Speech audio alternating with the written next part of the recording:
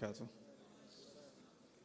الحمد لله رب العالمين والصلاة والسلام على أشرف الأنبياء والمرسلين وعلى آله وصحبه أجمعين ثم ما بعد. So I'm not going to talk about my topic. Just want to let you know ahead of time, so everybody's okay with that, inshallah. It is a wonderful topic, but you know, in these kinds of opportunities, I'd rather get some specific messages across that I think are relevant to youth, that I don't get to talk about in other forums, inshallah ta'ala. So these 20 minutes, maybe at the most 25 minutes or so that I have, I'm going to talk about just some lessons from the Ashab-e-Kahf. I'll just highlight some things and just discuss some things that I feel very strongly are missing in Muslim discourse, especially that has to do with our youth. The first thing I want to talk about is a cultural onslaught. The first thing we'll take from the people of the cave, Ashab-e-Kahf, is that they drew themselves away from a dominant culture. They pulled themselves away. When they saw that it was overwhelmingly evil, and they had no way of escaping that culture, and actually the verdict was given that they were to be executed as a result of their faith, they pulled themselves out of that culture. And one of the most important things to draw from that for ourselves is until our life is in danger, we have to engage in society. It is only when their life was actually threatened that these young men left society, that they withdrew towards a cave because their actual lives were in danger. Muslims cannot have the attitude that we're not going to engage in society and somehow everything outside is a fitna and we have to protect ourselves and we have to shelter ourselves, and the only way that we're going to keep our faith is if we keep guarding ourselves totally, shunning ourselves from the outside world. This attitude actually means we've already accepted defeat, because at the end of the day that attitude means defense.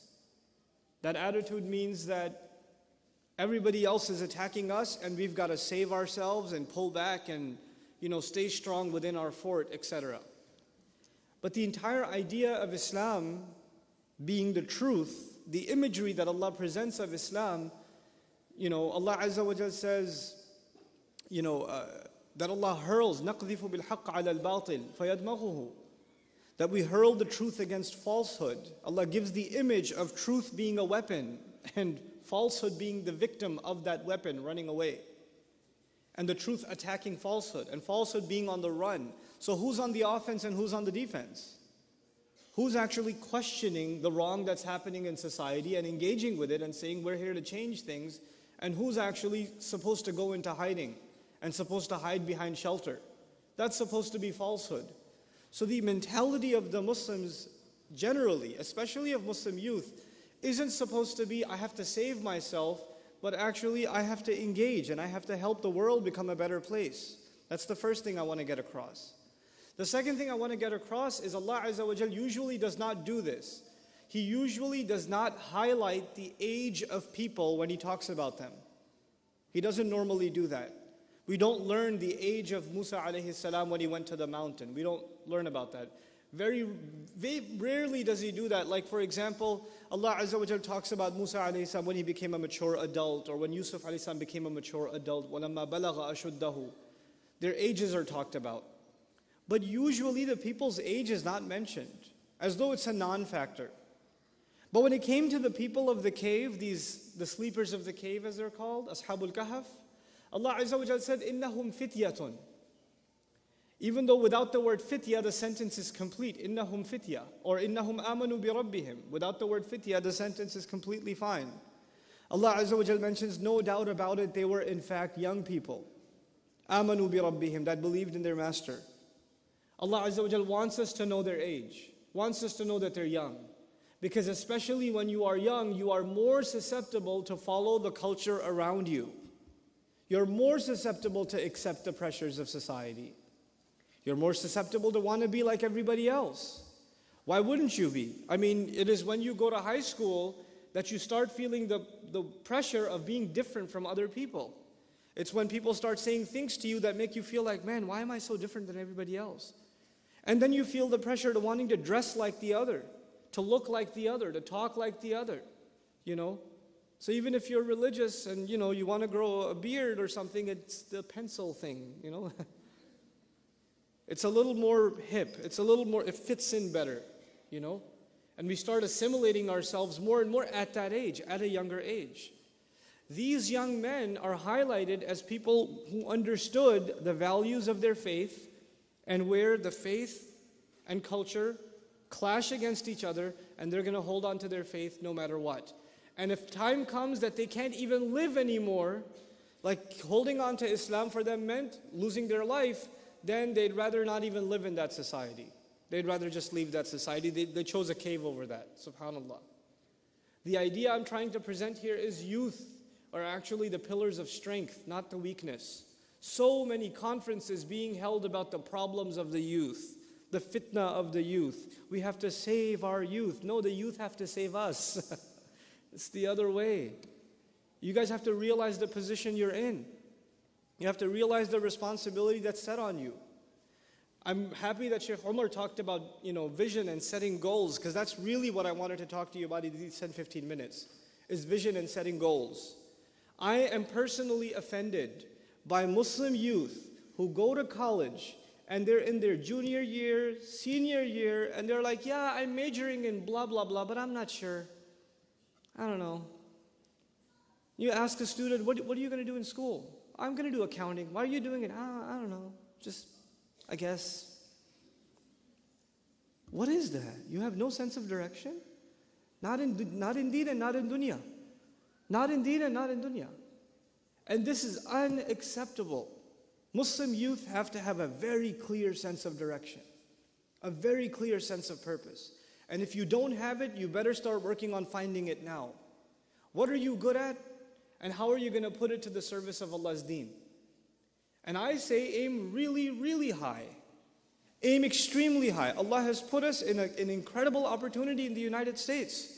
So many Muslim youth around the world don't have this opportunity that we have here in the United States.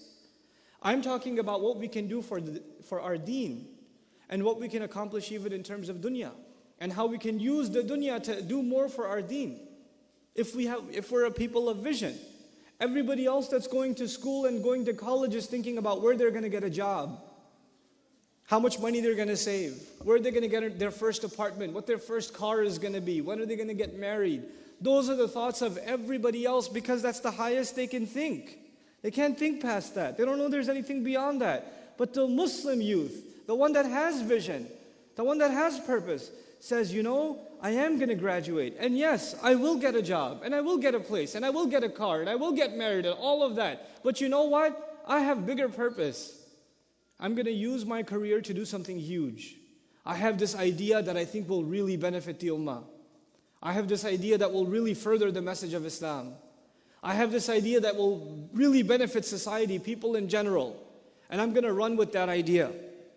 I'm going to do something towards that. And I'm going to use my education and my inspiration from deen and combine those two things, and here's how I'm going to accomplish it. Here's my 5-year plan. Here's what I see myself doing in 10 years. Here's what I see myself doing in 15 years. Goals for yourself. Targets for yourself. You have to set those. You can't just wing it. It doesn't work. Then we don't accomplish anything. The famous Arabic piece of poetry I teach every year at my campus to the students, one of the first things I teach them is وَمَنْ يَتَهَيَّبْ صُعُودَ الْجِبَالِ يَعِشَبَةَ الدَّهْرِ بَيْنَ الْحُفَرِ.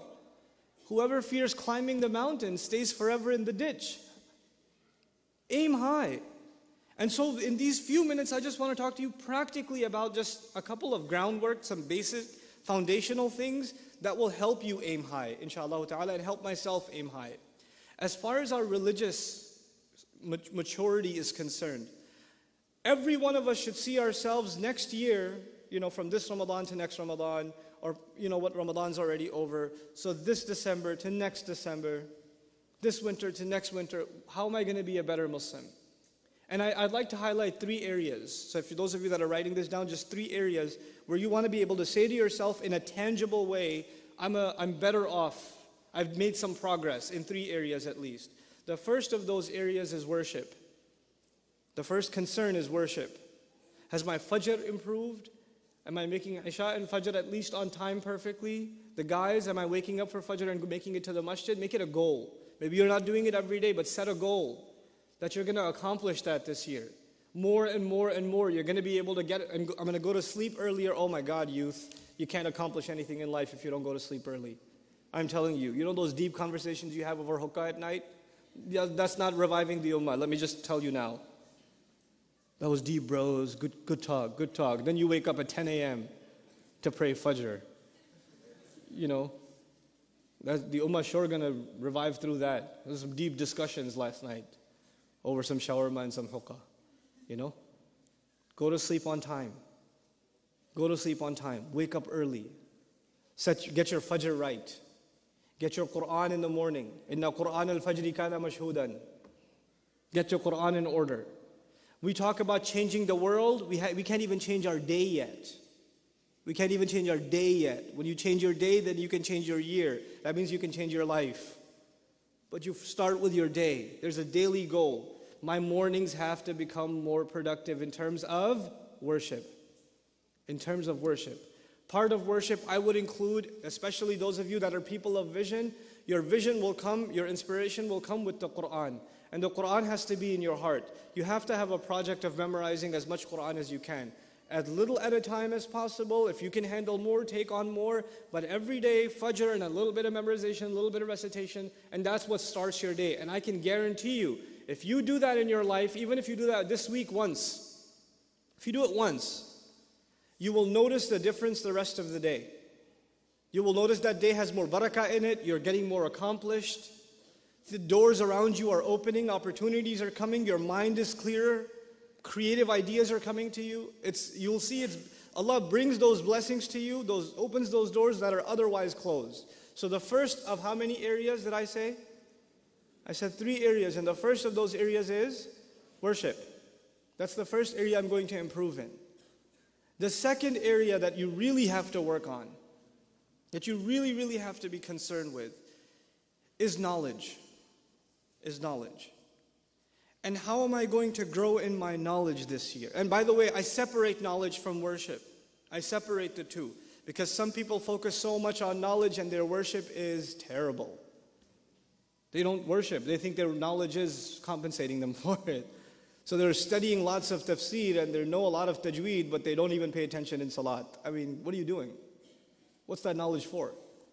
I'm mentioning these things in priority. First thing was worship. The second thing is knowledge. And I don't mean become a alim and get a degree in sharia. Those of you that want to do that, congratulations. I'm talking to everybody here. Not everybody here is going to be a mufti or a alim or whatever.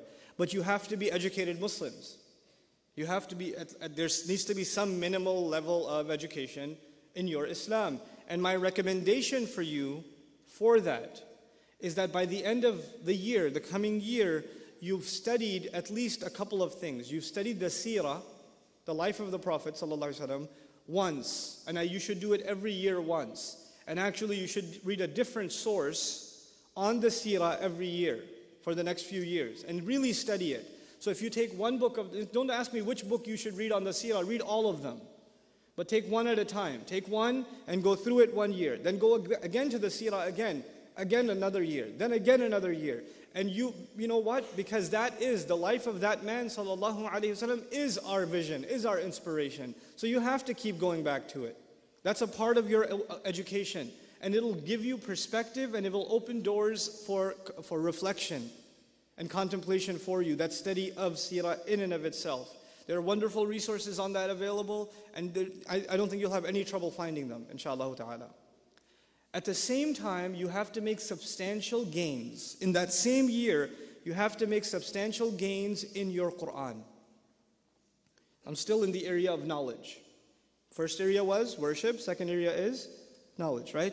In this knowledge, you have to make some substantial gains in your Quran, which, let's just say you decided this year you're going to try to memorize, I don't know, Surah Al-Kahf, let's just say. So you set a goal. For this year, I'm going to memorize Surah Al-Kahf. That means I'm going to memorize it, I'm going to study its tafsir, I'm going to read it in translation, I'm going to try to understand every word in its vocabulary. If there's a lecture series on Surah Al-Kahf, if there's a tafsir available on Surah Al-Kahf, if there's an article and paper on Surah Al-Kahf, I'm going to take it and I'm going to consume it. This is Surah Al-Kahf year for me. Next year might be Surah Al-Rahman year. The year after that might be Surah Al-Baqarah year. I don't know. Maybe it's a couple of surahs a year. But every year you make a substantial gain in your Quran. Tangible. Don't just say, I'm going to study the Quran. Don't do that. And don't just pick random passages. Take a surah, take a couple of surahs and focus. My biggest criticism of Muslim youth today is we don't have focus. Focus on one thing. Get it right. At least you can look back and say, Alhamdulillah, this year I accomplished 1 more surah, 2 more surahs, 3 more surahs, something. And when you study a surah, you don't just learn its meanings. As a student came up and asked me, what's more important, you think? Understanding the Quran or memorizing it? And I said, how do you think that those two things are separate? Why do you think that? You know why we memorize the Quran? So we can repeat it over and over again. And when we repeat the ayat over and over again, Allah gives us more room to think and reflect more and more. And you start seeing things when you recite something 10 times that you didn't see when you recited it 9 times. He opens more doors. Wallahi, this is true of the Quran. The more you recite it, the more you understand it. And the less you recite it, the less you understand it. It's not like any other book. And memorizing it is a fundamental piece of understanding it. It is a fundamental of understanding it. So the surah you're going to study and understand better be the surah you're memorizing. Those two things go hand in hand. So I talked about seerah and I talked about Quran. And now I'll add one light elective. This is your Islamic semester for the year, for yourself, right? I'll add an elective to this semester. And the elective is at least 3 or 4 du'as. 4 du'as, you studied them, you memorized them, and they became a part of your day. This is actually combining knowledge and, I got 10 minutes is like an eternity. I don't need 10 minutes. But that's okay. You know, memorizing a few du'as from the Prophet ﷺ that you can make a part of your day. Now you're combining knowledge with practice. You're combining both of those things. Okay? And actually each of these 3 areas of knowledge that I mentioned, and I didn't mention others. I know there's fiqh. I know there's aqidah. I know there's tafsir. I know there's other areas of knowledge. I mentioned these 3 things on purpose because these 3 things will make you a better Muslim immediately. Immediately they start having a practical impact on you. Your salah starts improving because you're reciting Quran that you've understood. You know, your love of the Prophet ﷺ is increasing because you're learning about his life every year. So every time you send salawat upon him, it's deeper. Those salawat are deeper felt. Your knowledge of dua is bringing you closer to Allah because now you know what you're asking Him. You know what you're actually asking Him. Now, this is knowledge. So the first thing was worship and the second thing was knowledge. And I hope you see how I tried to fuse those 2 things too. Even though I kept them separate, one is helping the other. So if your knowledge is not helping your worship, I don't know if it's real knowledge. I don't know if that's real knowledge in terms of deen. In terms of deen. Then there's the third area, and that is service. There's service. And that's where you have to figure out, you have to set some time, whether it's once a week, whether it's on the weekends. You don't need the screen anyway. If it was on the weekends, whether it's, once in a month, but you have to do some kind of service, meaning help people. Help people. And that doesn't mean that you necessarily have to do this under an Islamic banner. If you want to volunteer at Habitat for Humanity, do it. It's okay, it'll be cool to see a bearded guy helping out with that too. It'll be cool. We don't have to do things under our own banner. Good causes are good causes. Whether Christians are doing them, Jews are doing them, the Gates Foundation's doing them, it doesn't matter. If it's a good cause, you can be a part of it. And actually, personally, I recommend Muslims to be part of good causes that are run by non-Muslims so they get to see that Muslims care too. And it gives them an opportunity to ask Muslims questions about Islam. It gives them that opportunity. So volunteer, help out, be part of something you feel passionately about. And just do that for yourself. Don't publicize it, don't tweet about it. Just helped out, volunteered today. Feel really good, alhamdulillah. Humble brag. Don't do that. Just do it for yourself. It will make you a better human being. You'll become a better person when you do these kinds of. And parents, those of you that have parents that have teenage children, if you can encourage that sort of activity and even take part in it with your teenage kids, it's actually most important in teenage years to engage in the activity of helping other people. That's part of what builds maturity. Because the teenage years are when our youth in general, not just Muslim youth in general are the most self-absorbed. They're really just, their world is themselves and how they look and their friends and their Facebook status or how many friends they have or whatever. That stuff becomes really important to them at that age. They become very petty. And if you can pull them out of that mindset at that age and make them care about things beyond themselves, helping other people, seeing what suffering looks like and helping with that, you know. Like recently, for example, with the disaster of the storm that hit and all those people in New Jersey and New York and all of this is not too far from you guys. If you did a weekend trip every weekend with the Red Cross or anybody else, and you went and just helped out people whose homes are destroyed or there's a tree in their driveway or something, and just went and helped and came back. If you just did that, I'm telling you, it will bring you closer to Allah like nothing else. You do these three things and you've at least met the foundational goals to do great things in life. This is not your goal. These are the things you've met so you can actually achieve goals. Now let's talk about your goals. I tell Muslim youth, because if you're Desi, you're probably going to med school, so if you're going to be a doctor, don't aim to be a doctor. Aim to own a hospital. What are you going to be a doctor for? You're the guy that, you're not just going to be a doctor, you're going to run Doctors Without Borders. You're going to transform the medical industry. You're not just going into pharmaceuticals, you're going to clean up that industry. I'm not just doing an MBA to get a business degree and get a job at a blood-sucking corporation.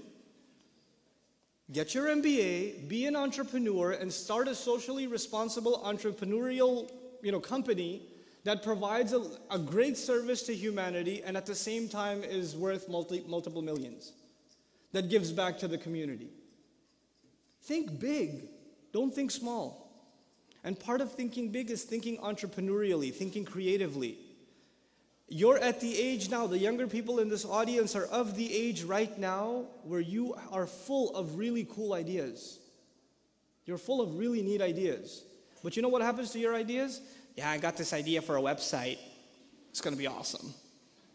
And you're sitting next to your friend while this website is going to transform the world. And your friend next to you is like, yeah, it's pretty awesome. But you won't do anything with it. You'll do nothing with it. You got me another one? Okay, cool. If you have an idea, work towards it. Run with it.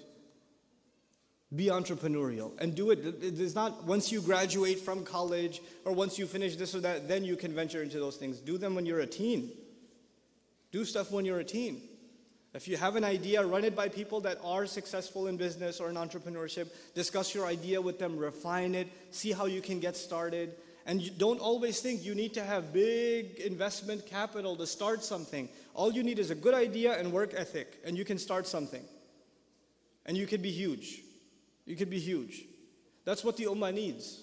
The Ummah needs creative entrepreneurs. The few entrepreneurs that we have are driving, they're actually shaping the direction of the community. Alhamdulillah, thumma alhamdulillah, we have enough doctors. We have enough programmers. Don't be a programmer to work at a company. Start your own firm, make the next most amazing, most downloaded app. You should do that. That's what you guys should be. And when we do that, I tell Muslims to do this. You know why? Because we have to understand the new language of power in the world is economics. We have to understand that. Right now we're struggling to even pay for our masajid in America. We are some of the most well-off Muslims in the planet. And we have a hard time paying off. We don't even have an economically sustainable model for our own masajid, our own schools. That's because we haven't thought big enough. We have to learn to start thinking big. And we have to develop a work ethic for it. But the barakah, the blessings in that creative work will come when the foundation I talked about is already there. If your salawat are good, your worship is solid, your knowledge is increasing, and you're serving humanity, your mind will be in the right place, and Allah will put barakah in your business. Allah will put barakah in your entrepreneurial venture. And He will not let you become a materialist and a greedy capitalist. He'll make you a socially responsible entrepreneur that will make this country and inshallah the world a better place. And we're not just here to serve the ummah, we're here to fix the world. You have to think that big. You have to aim that high. Don't shortchange yourself. Don't underestimate yourself.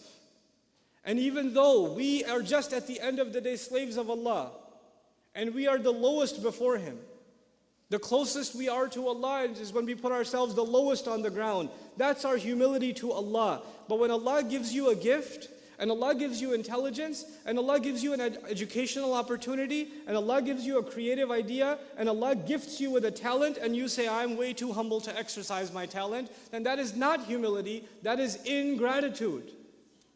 That is ingratitude. You have to exercise your talents. You have to make the most of yourself. قُلْ كُلٌّ يَعْمَلُ عَلَى شَاكِلَتِهِ. Tell them everybody should work in accordance with their predisposition. Every one of you has a predisposition. You have a talent. You're good at something. Find out what that is and find out how you're going to use it to its maximum potential so you become a contributor to the world, not a consumer. Everybody else, their own goals, their own bank account, their own savings, their own fashion. Oh man, one day I'm going to drive that car. I'm going to have that kind of house. That's all they think about. We're going to say, one day I'm going to make people come out of poverty in this neighborhood. One day I'm going to transform the school systems in my town. I'm going to make this city a different place than it is now. That's what I'm going to do. I'm going to leave you. I don't have time. My time's up. But I want to leave you with a really cool story. I was really floored and inspired by it. Last week, I met, 2 weeks ago actually, I met a brother in New Jersey at the American Muslim Consumer Conference. He's the mayor of Bergen County, New Jersey. And the mayor of Bergen County, New Jersey, alhamdulillah, is a Muslim fellow, young man, who actually prays Fajr every morning at the masjid. Alhamdulillah. And he, people at the masjid, of course, treat him like garbage because we're Muslims. But let me tell you something about him. I said, how did you win the election? When you're clearly brown, and you're openly super Muslim. He doesn't hide it, that he's religious, and he's Muslim, and he's conservative, etc., etc. And it's a majority, almost 90% is Jewish population in that county. It's a very heavy Jewish population. There's more synagogues there than the rest of New Jersey. So how did you win the election? He goes, I didn't win, I won twice. I was like, oh, sorry. First time 56%, second time 85% of the vote. I said, how did you do that? He said, well, I went into public service with the belief that I'm here to serve the public, my public. I have political views about Gaza. I have political views about, drone strikes. I have those views, and I openly state them, but I also openly state none of my political views matter when I am serving public office because I am here to serve you people. So I go to the synagogues, and I go to the businesses, and I go to the stores, and I go to the offices without the reporters, without a press release. I just walk in and I say, hey, how's it going? I'm the mayor of this town. How can I make your life better? I'm just here to serve because I want to see the city improve. And I'm just going to serve. And people see that for what it is, and I get the vote. I say, man, that is awesome. That's what a Muslim's supposed to be like. Ihsan, I'm going to do something, and I'm going to do it better than anybody else has done it. And I'm going to let my work speak for itself. No banner, no advertising campaign. He doesn't have to put up a whole advertising campaign that I'm a Muslim, but I'm not crazy. Please vote for me. I'm not like the other crazy guys. I wasn't, one of the 11 or whatever, one of the 19. I'm not one of those guys. He doesn't have to do that. He lets his work speak for himself. It's high time the Muslims stop crying that we're being stereotyped against. People assume things about us. They make fun of us. They say offensive things about us. They make films about us. It's high time now that our work speaks for itself. Our contribution to society speaks for itself. That will shut everybody else up better than anything else. Let the actions speak, and the words will be silenced themselves. I pray that you are the generation that makes us look back and say, MashaAllah, we did something right. We raised a generation that Allah put barakah in, and they were the entrepreneurs, and they were the pioneers of the ummah to come. Think big of yourselves and don't live petty lives.